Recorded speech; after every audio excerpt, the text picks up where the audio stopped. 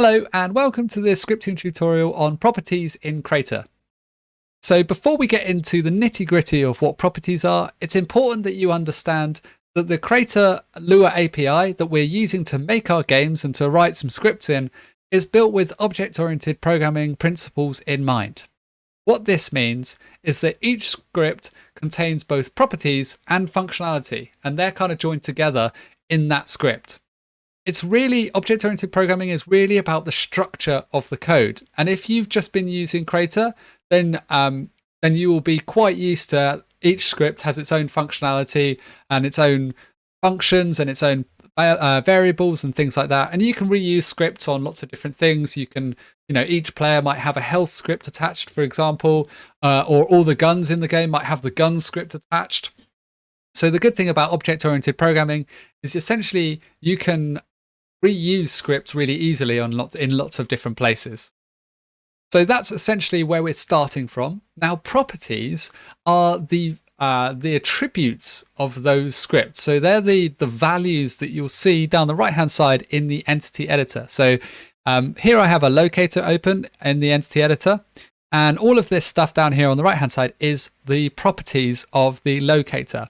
And actually, we've got a script down here, and that doesn't have any properties yet, as you can see in front of me. So the properties are essentially things you can edit in the entity editor. And that means that they can be different for different ones. For example, here's an identical locator called properties1, imaginatively. And this can have different values. Like if I change visible of properties1 to be false, now properties is still visible and properties1 is not. So the values can be different, but the names of the properties are the same. So hopefully that makes a little bit of sense, and we can look at how we can use those, and that makes them more reusable. We can look at how we can use that fact to make our script reusable, and that's really the goal. You only really want to write functionality once and make sure it works. If you're having to rewrite the same script over and over again, take a look at packages and maybe think about using more properties in your scripts to make them more reusable. So how do we create properties in our scripts? Well, fortunately, a property is already sort of in existence at the top of your script. On line 6 of any new script, you'll find that there's this example property, and it says above it, example property, in a handy comment. At the moment, this is commented out, but if I remove these two dashes here, that then makes that code live. And now the Crayta API, or the Crayta game engine, is looking at this code and it's reading it and it will interpret it at runtime. So I then save my script. And if I now scroll down in the entity editor, you can see that a new property has appeared in my entity editor. So anything that's listed in between this parenthesis and this parenthesis in this format will be listed as a property that you can edit and change in the entity editor down here. I'll show you that I'll add another one. So let's write a new one. Let's call it name equals bonus. Bonus. The type will be number. Tooltip is the bonus score to give a player. And I will just leave it at that. So I've got an open parenthesis, I've written the name, the type, and a tooltip of a property, and then a close parenthesis. Now, watch what happens when I press save. So I'm going to go File, Save. Watch this area down here. You'll see that it updates, and our new variable has been added. Our new property has been added here. So essentially, this area of our code is reflected in this area of the entity editor down here. And this area of our code is called the property bag, usually in Lua. But it's essentially a list of our properties that we may or may not use in the script. Ideally, if they're in that list, you use them. Otherwise, delete them. But you don't have to. You can just make loads of properties. Right, so we've got some properties. So what can we do here? We at the moment we're just focusing on these. Are very, very similar. They're numbers. The only difference is that the default amount given is, well, here it's 100 and here it's 0. That's the main difference between them. Now, if you look at this properties and properties 1, remember these are identical and they both have this script attached at the bottom. If I change this value, it doesn't change on here. So that's the key thing. It makes scripts more reusable by using properties rather than hard coding actual numbers in your code. Like if I had a, set up a variable here, bonus equals 50. That's always going to be the same in every single script. But by having it up here, I can change that in different scripts. That makes sense. So that's essentially the reason for having properties and using properties. We can also refer to them in our script. So if I wanted to, I could output any property I wanted to by doing self.properties. And then the name of the property. So it could be health or it could be bonus. So if I wanted to output that, I could do that like that. So that's how we would refer to any property that we've created up here in here. You'll see this self.properties is referring to properties example.property. Okay, so that's how we get data back from that, and that's how we might use it. So if you were using the number 100 and if you were using the number 150 and you were thinking in your head, oh, that's how much the bonus is worth, then change it to be a property with a default value of 150. And then all of a sudden you've got a much more reusable script. Okay, what else can we do in our properties? What other things can they be? So at the moment we're just using numbers, but there's loads of different things you can use for properties. So let's have a look at some of them. Got number. You've also got string, our good friend string. And if I save that, you'll see that now I can write whatever I want to in this box down here. Because a string is essentially alphanumerical characters. So it's it could be a sentence. It could still be, it could be you scored 1,000. It can still have numbers in it, but a string those numbers don't mean the same thing they do when they are stored as a number. They mean the character 1000 here. This means the characters 1000. It doesn't mean the number 1000. Like the computer can't count those characters unless you pass it. So we've got a string. What else have we got? We can also use the type of entity. And this will then give us a drop-down box. And it means we can select an entity which exists in our game world. So you can see I've got all of the entities here that exist in my game world. And I can select a specific one, or I can drag and drop them from here. So maybe this bonus is referring to that football there. So I can drag and drop that entity onto that property. And now in my script, when I use bonus, it's referring to the football entity in the game. But let's not stop there. There's more we can do. We can also have a type of asset. And what an asset is anything in our library. So this now it's over here. So this bonus is still here, but notice I can't add anything to it because I need to specifically drag and drop an asset in. So example, that one could be a voxel. Could be that I go into the meshes library and I drag and drop the aircon unit into it. There you go. So now bonus is referring to the mesh aircon units. So we can have asset. We can also declare a specific type of asset. So a subclass of that. For example, if I wanted a specific sound asset, maybe this is a sound. Maybe this is bonus sound, for example. And now look what's happened when I save it now. The property is now a drop down, and I click on the drop down and it lists all of the sounds. So, and I can even preview sound from here. That was loud in my headphones. Okay, so sound assets, effect asset is another one. So you could be an effect and then, yeah, same thing. It'll be listing. So whatever kind of asset you might want to have. One primitive type that I forgot about was a really important one, Boolean. And Boolean will appear as a checkbox. So true or false, it can only be one or the other. So there's lots of different types of asset we can essentially have in here. If you're interested in looking in more, there's a really good resource on the API docs. So if you go to Crayta tutorials, you scroll down to the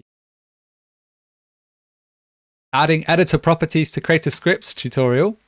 And in here, you'll see all of the different types of things that you can have, that you can store as a property. So we talked about string, but you've also got text, which is slightly different to string because it's localizable.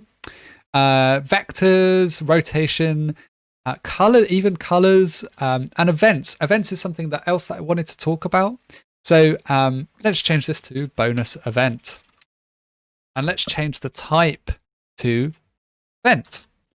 Now, if I change that to event, you'll have seen me use this probably quite a few times on some of the other tutorials that I've been doing, because event is such a useful property to use. It makes everything so much more reusable, and actually you have to write a lot less code to use the events. So now that I've saved this bonus event property here, you'll see that I've got this bonus event in the entity editor, and I can click the plus, and now I can call. Yes, that's not accurate tooltip anymore. And now I'm just looking at that, wondering why it's having a problem.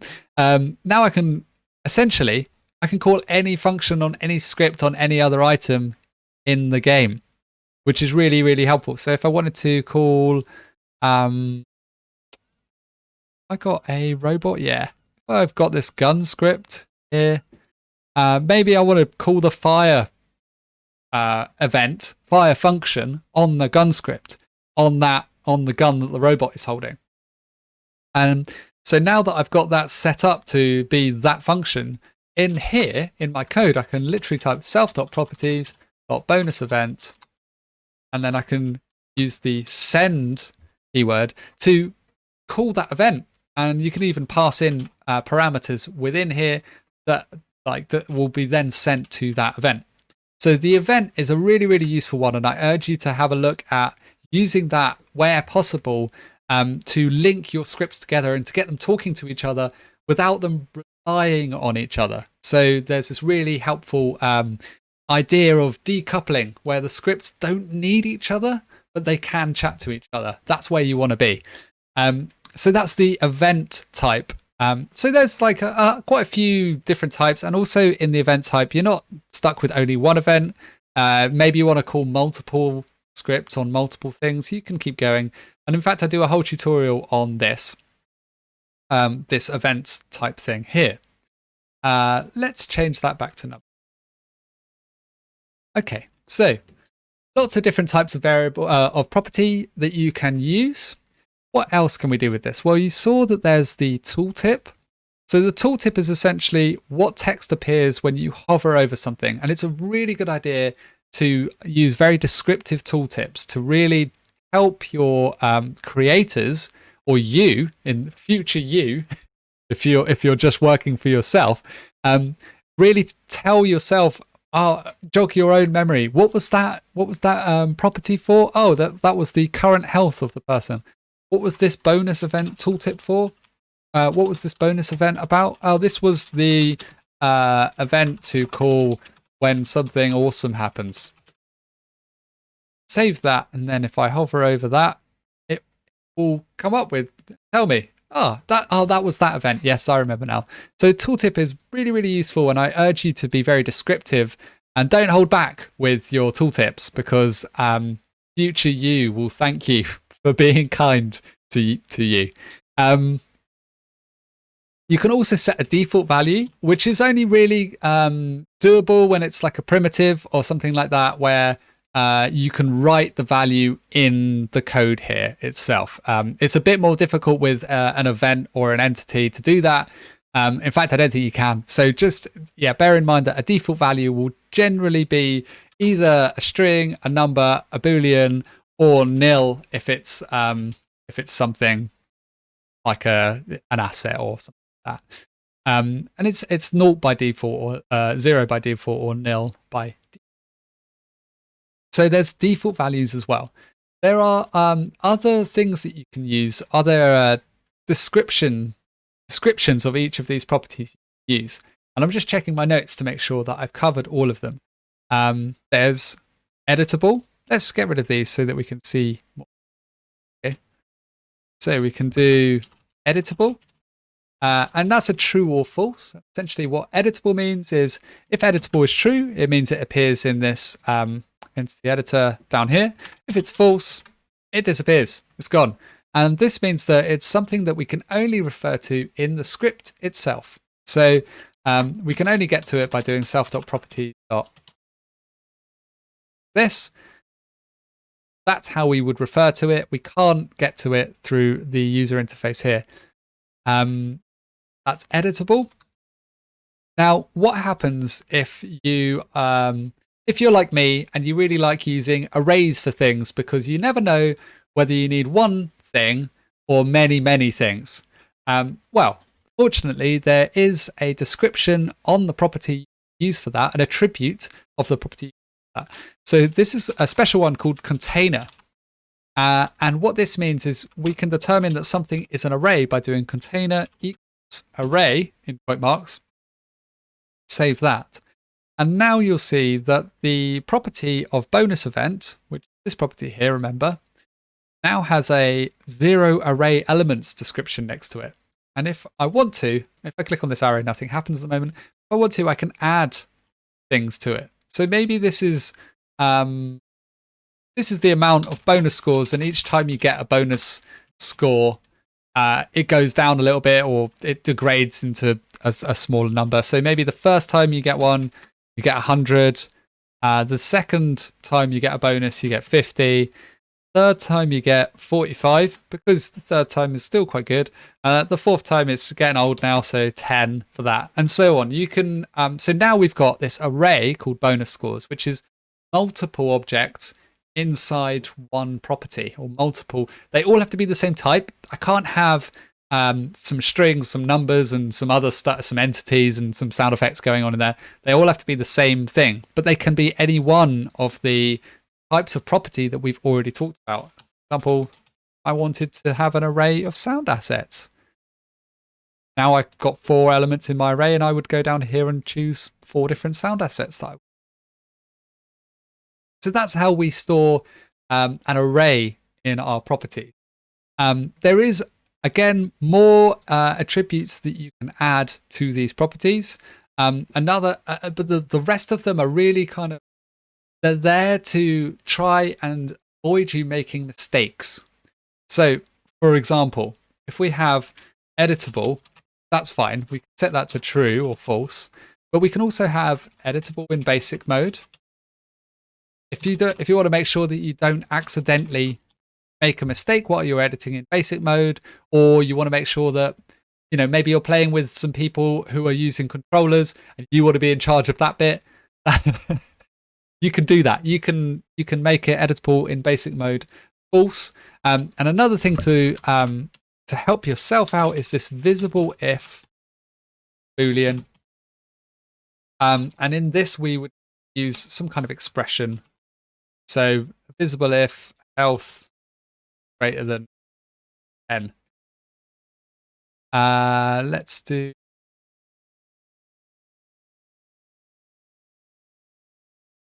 if 10.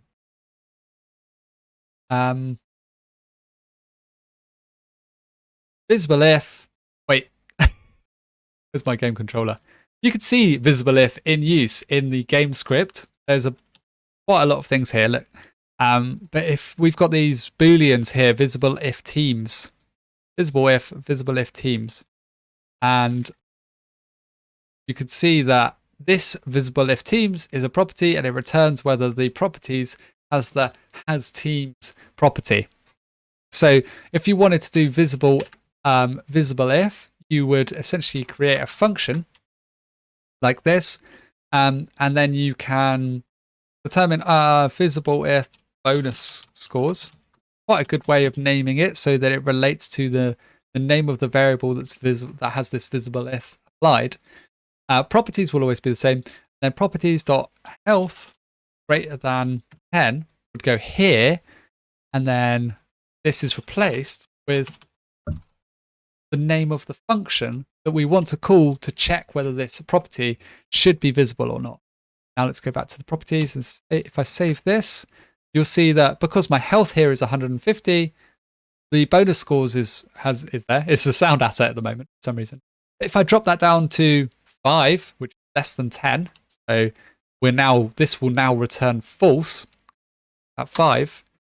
It still shows. Okay. Right. Interesting.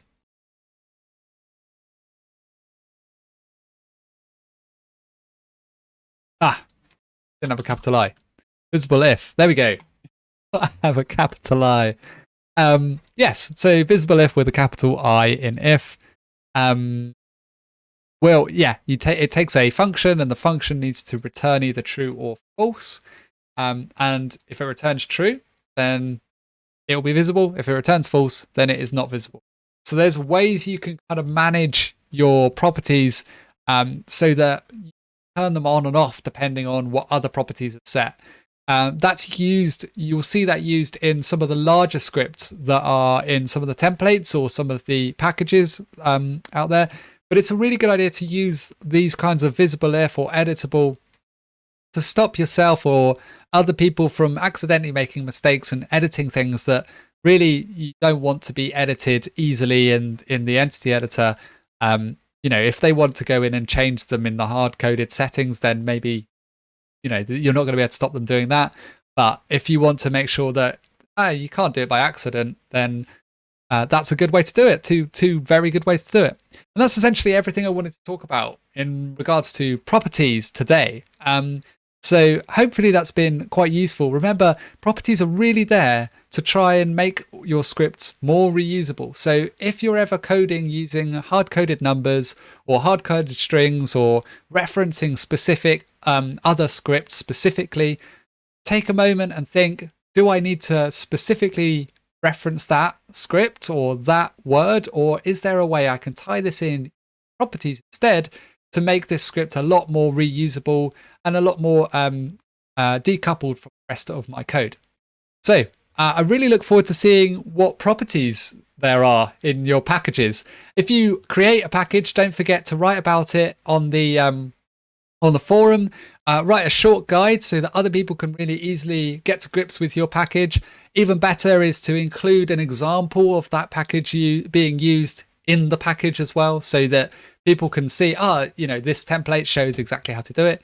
So if you're going to write any packages or write any coding, write any scripts and include them in packages, message the Discord, put them on the forum, and be really kind and considerate with your use of properties, tooltips, and the visible if and the editable attributes of those properties to make sure that people are really getting to grips with your script nice and quickly. And it will mean that your script gets better ratings and it gets used a lot more. So I look forward to seeing all of your scripts and all of that sort of stuff in Crayta.